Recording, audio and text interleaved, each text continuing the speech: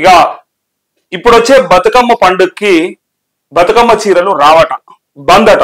బతుకమ్మ చీరలు గత కేసీఆర్ ప్రభుత్వ హయాంలో ఇస్తా ఉంటే మనోళ్ళంతా ఆ చీరలు కట్టుకొని బతుకమ్మలు ఆడుకున్నారు అని అనుకున్నారు. కానీ కొంతమంది తగలబెట్టిండ్రు, కొంతమంది పాడేసిండ్రు. లాస్ట్ తీసుకొని పంట పొలాల కాడ ఏమంటారు బెదురు పెట్టడానికి ప్రయత్నం చేసిర్రు. బెదురు పెట్టడానికి పిట్టలు భయపడాలని చెప్పి వాటికి పెట్టిండ్రు. అట్లాంటి చీరల్ని కేసీఆర్ బిడ్డే కవిత కట్టుకుంటారా, కేసీఆర్ భార్య శోభమ్మ కట్టుకుంటారా అని రకరకాలుగా వీడియోస్ చూస్తాం మనం. సో అలాంటి స్కీమ్ లో 1000 కోట్ల రూపాయల స్కామ్ జరిగిందని చెప్పి ఇలా పత్రికలలో ఒక వార్త వచ్చింది. మరి 1000 కోట్ల రూపాయలు ఎవరు తిన్నారు, ఎట్లా తిన్నారు, మరి ఎందుకు సూరత్ నుంచి అక్కడి నుంచి ఇక్కడి నుంచి భీవండి నుంచి కిలోల చొప్పున చీరలు తీసుకొచ్చి ఇక్కడ ఇవ్వాల్సిన పరిస్థితి? పేరుకు నేతన్నలకు మేము చేయూతగా ఇస్తాం, నేతన్నలకి ఆ ఉపాధి కల్పిస్తామని చెప్పినటువంటి కేసీఆర్ ప్రభుత్వం చివరికి అందులో కూడా కక్కుర్తి పడి కమిషన్లు తీసుకున్నది. మరి అధికారుల అప్పటి పరిపాలనా యంత్రాంగమా, లేదంటే పాలనా లేదంటే అప్పటి బీఆర్ఎస్ కి సంబంధించినటువంటి నాయకుల, మరి ఎవరి హస్తం ఉంది అందులో? ఎవరు తిన్నారు, ఎవరు తీసుకున్నారు, మరి ఎవరెవరు ఈ 1000 కోట్ల రూపాయలు నొక్కిర్రు అనేది ఇవాళ వార్తలలో ఉంటది. అందుకోసమే వాళ్ళు ఏం చేస్తా ఉన్నారంటే ఇప్పటి కాంగ్రెస్ ప్రభుత్వం మొన్ననే చెప్పింది 700 కోట్ల వరకు స్కామ్ జరిగిందని చెప్పి. 700 కాస్త అయ్యాల 1000 కోట్లు అని చెప్పి వచ్చింది వార్త. సో 1000 కోట్ల రూపాయలు తిన్న దొంగలెవరు, మరి అలా ఎటువైటి అంటే బతుకమ్మ చీరలను అయితే ఆపేసిరు, బతుకమ్మ చీరలు అయితే రావు.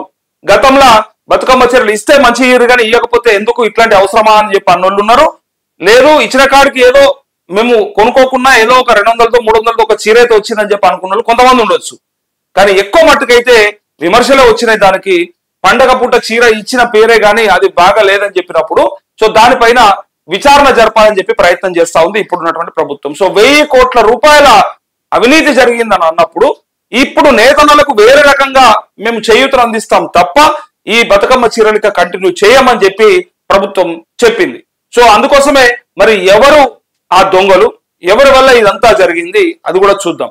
1000 కోట్ల స్కామ్, బతుకమ్మ చీరల స్కీమ్ లో భారీ అవినీతి, బీఆర్ఎస్ లీడర్ల బినామీలే సూత్రధారులు, సూరత్ భీవండి నుంచి కిలోల చొప్పున కొనుగోలు, పీసులుగా కట్ చేసి రంగులద్దిన వైరం, చీరకు 25 రూపాయల నుంచి 30 రూపాయల వరకు వ్యయం, ప్రభుత్వం నుంచి 200 నుంచి 250 రూపాయల వరకు వసూలు, సెంటిమెంట్ పేరుతో ప్రజాధనం దోపిడీ, స్కీమ్ లో అవినీతి జరిగిందని ఇప్పటికే సీఎం విమర్శలు, స్కామ్ లెక్కలపై ఆరాధిస్తున్న అధికారులు అంటూ బీఆర్ఎస్ ప్రభుత్వ హయాంలో ప్రవేశపెట్టిన బతుకమ్మ చీరల స్కీమ్ లో ఇక స్కామ్ లోనే వస్తుంది. అది జరిగింది స్కామ్ కాబట్టి స్కామ్ అనే వస్తుంది.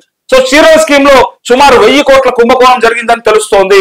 ఈ స్కామ్ లో గులాబీ లీడర్ల బినామీలే సూత్రధారులుగా ఉన్నట్టు సమాచారం.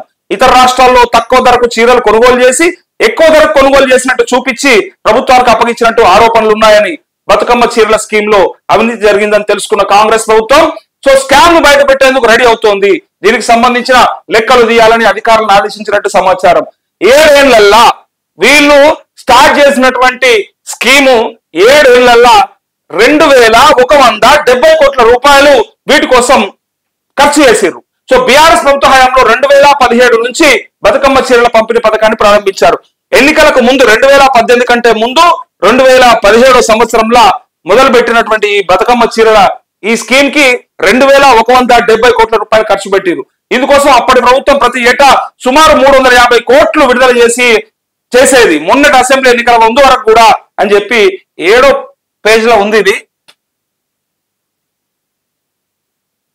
సో సెంటిమెంట్ ఆధారం చేసుకొని కూడా స్కామ్ చేయొచ్చు అంటే ఇట్లా ఉంటది అన్నట్టు. ఏమనంటే ఇచ్చుడు తప్ప, ఆడబిడ్డలకి ఇచ్చుడు తప్ప అని చెప్తారు కదా.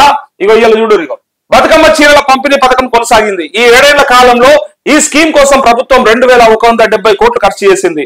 ఇందులో సగం డబ్బు అంటే సుమారు 1000 కోట్లు మధ్యవర్తులే కొల్లగొట్టినట్టు కాంగ్రెస్ ప్రభుత్వం గుర్తించినట్టు తెలిసింది. చీరల తయారీకి ఎంత ఖర్చు అయ్యేది, ఎక్కడ తయారు చేసేవారు, నిజంగా చేనేత కార్మికులకే పని దొరికేదా, లేకపోతే ఎవరు తయారు చేసేవారు, ఈ దందాలో ఎంత మొత్తం చేతులు మారేదనే అంశాలపై కాంగ్రెస్ ప్రభుత్వం ఆధారాలు సేకరిస్తున్నట్టు తెలుస్తోంది. గులాబీ లీడర్లే సూత్రధారులు, బతుకమ్మ చీరల పేరుతో జరిగిన దోపిడీలో గులాబీ పార్టీ లీడర్ల సన్నిహితులే పెద్ద ఎత్తున ప్రయోజనం పొందినట్టు ఆరోపణలు వస్తున్నాయి. సూరత్ భీవండి నుంచి బల్క్ గా అతి తక్కువ ధరకు వస్త్రాన్ని కొనుగోలు చేసి వాటిని పీసులుగా కట్ చేసి రంగులు అద్దేవారని సమాచారం. ఒక్కో చీరకు 25 రూపాయల నుంచి 30 వరకు ఖర్చు అయితే ప్రభుత్వం నుంచి 200 నుంచి 250 రూపాయల వరకు వసూలు చేసేవారని విశ్వసనీయ సమాచారం. ఇలా ప్రతి ఏటా ప్రభుత్వం నుంచి ఆ దళారులు 100 నుంచి 150 కోట్ల వరకు దోచుకున్నట్టు ఆరోపణలు వస్తున్నాయని చెప్పి బతుకమ్మపై మొదటి నుంచి విమర్శలే, ఫస్ట్ నుంచి విమర్శలే ఇవి. బతుకమ్మ చీరల నాణ్యతపై ప్రతి ఏటా పెద్ద ఎత్తున విమర్శలు వచ్చేవి. మెజారిటీ మహిళలు వాటిని కట్టుకునేవారు కాదు, నాణ్యత లేని చీరలు ఇచ్చేవారు. మీ ఇంట్లోని మహిళలు ఇవే చీరలు కట్టుకుంటారా అని అప్పుడు ప్రభుత్వాన్ని ప్రశ్నించిన సందర్భాలు ఉన్నాయి. కొందరైతే రోడ్డు మీదకి వచ్చి కాల్చివేసిన ఘటనలో మనం చూసాం. నాణ్యత లేని చీరలు ఇవ్వడం వల్ల ఏనాడు మహిళలు సంతృప్తి చెందలేదు. అదేవిధంగా చేనేత కార్మికులకు సైతం న్యాయం జరగలేదు అని చీరల పంపిణీ పథకానికి బ్రేక్. కొత్త స్కీమ్ ప్రవేశపెట్టే యోచనలో కాంగ్రెస్. చేనేత కార్మికులను ఆదుకునేందుకు ప్రవేశపెట్టిన బతుకమ్మ చీరల పథకం అడ్డదారులు తొక్కడంతో పాటు మధ్యవర్తులే ప్రయోజనం పొందినట్టు కాంగ్రెస్ ప్రభుత్వం భావిస్తోంది. సో అందుకే ఈ స్కీమ్ కు బ్రేక్ వేయాలని నిర్ణయించినట్టు తెలుస్తోంది. నేత కార్మికులను ఆర్థికంగా ఆదుకునేందుకు కాంగ్రెస్ ప్రభుత్వం కొత్త పథకాలు ప్రవేశపెట్టాలని భావిస్తోంది. నూలు రంగులు కొనుగోలులో సబ్సిడీ ఇచ్చేందుకు యోచిస్తున్నట్టు తెలిసింది. సో ఇందుకోసం చేనేత శాఖ మంత్రి తుమ్మల నాగేశ్వరరావు కొందరు కార్మికులతో ఇప్పటికే సంప్రదింపులు జరిపారు. మరోసారి ప్రత్యేకంగా సమావేశమై ప్రభుత్వం నుంచి ఎలాంటి సహకారం కావాలో సలహాలు సూచనలు తీసుకోవాలని ప్లాన్ చేసినట్టు తెలిసింది. ఇతర రాష్ట్రాల్లో చేనేత కార్మికుల కోసం అక్కడ ప్రభుత్వాలు అమలు చేస్తున్న పథకాలను ఇక్కడ అమలు చేసే అవకాశం ఉందా అనే కోణంలోనూ ప్రభుత్వం ఆరాధిస్తున్నట్టు తెలిసింది అంటూ బతుకమ్మ చీరలకు సంబంధించి పెద్ద స్కామ్ జరిగిందట. 1 కోటి కాదు, 2 కోట్లు కాదు, 1000 కోట్ల రూపాయల వరకు స్కామ్ జరిగింది. సూరత్ భివండికి వెళ్ళి తీసుకొచ్చి అక్కడి క్లాత్ తీసుకొచ్చి పీసులుగా కట్ చేసి రంగులద్ది 250 రూపాయల నుంచి 300 రూపాయల వరకు ఒక్కొక్క చీరకు వసూలు చేసిరట. సో దారుణాతి దారుణంగా చివరికి సెంటిమెంట్లు వాడుకొని కూడా మా ఆడబిడ్డలు బతుకమ్మ పండుగకు చీర కట్టుకోవద్దా, మా అక్క చెల్లెమ్మలు కొత్త బట్టలు కట్టుకోవద్దా అని చెప్పి గొప్పగా చెప్పినటువంటి కేసీఆర్ 2017లో మొదలుపెట్టినటువంటి పథకమే ఈ బతుకమ్మ చీరలు. బతుకమ్మ చీరలు అని చెప్పి పెట్టి బయటికి తీసుకొచ్చిన తర్వాత ఆ చీరలు చూస్తే దారుణాతి దారుణమైనటువంటి క్వాలిటీ ఉంటుండే. ఏ ఆడబిడ్డ అయినా సరే కట్టుకోవడానికి వెనకాడుతుండే. ఎట్లా పాడైన ఈ చీరలు అని చెప్తుండే. నేనైతే ఎన్నోసార్లు ప్రజానాడి నిర్వహించినప్పుడు, ఎలక్షన్స్ అప్పుడు, ఎలక్షన్ ముందు, వట్టప్పుడు ఏ కార్యక్రమానికి వెళ్తే ప్రజలు డైరెక్ట్ గా చెప్పేటోళ్ళు నిజంగా అధ్వానమైన చీరలు ఇస్తున్నారు సార్, ఇగో కావాలంటే అలా బిడ్డ కట్టుకుంటుందేమో అడుగురు, మీరు కావాలంటే అలా భార్య కట్టుకుంటుందేమో అడుగుండ్రి, వాళ్ళ బీఆర్ఎస్ నాయకుల ఇళ్లలో గిట్లే కట్టుకుంటుర్రా, మాకు ఇట్లాంటిది ఇచ్చి అవమానం చేస్తున్నా, మమ్మల్ని ఎందుకు ఇంత అవమానపరుస్తా ఉన్నారు, ఇట్లాంటి చీరలు ఇచ్చే కంటే మానేసింది నయమని చెప్పి వాళ్ళు అన్నారు. ఒక్కరన్నా కనీసం ఏదన్నా ఒక పథకం పెడితే కొంతమంది ఒక 70%, 50%, 60%, కొంచెం 50 కంటే ఎక్కువ శాతం సాటిస్ఫై అయితే ఆ పథకం కొంత సక్సెస్ అయినట్టు. రుణమాఫీ కావచ్చు, రైతు బంధు కావచ్చు, ఇంకా వేరే వేరే పథకాలు ఉన్నాయి కదా, పెన్షన్లు కావచ్చు.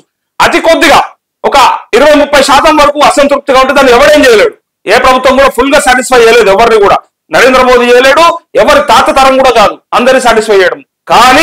కానీ అత్యధికంగా విమర్శలు వచ్చిన పథకం ఏదైనా ఉందంటే మనకి ఇదే బతుకమ్మ చీరలే.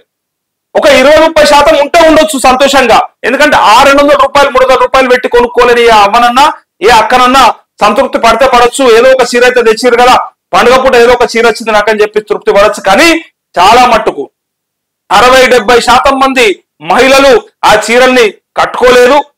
ఏమంటారు కదా, దాంతో స్టీల్ వస్తువులు కొనుగోలు చేసిరు. నా కళ్ళ ముందర నేను చూసినా. వీటితో పాటు బయట ఏమంటారు బొంతలు కుట్టిపించుకున్నారు. అది కూడా చెప్పారు, బొంతలు కుట్టుకొని కూడా చక్కగా పనిచేయలేవు, మంచిగా లేవు అని చెప్పారు.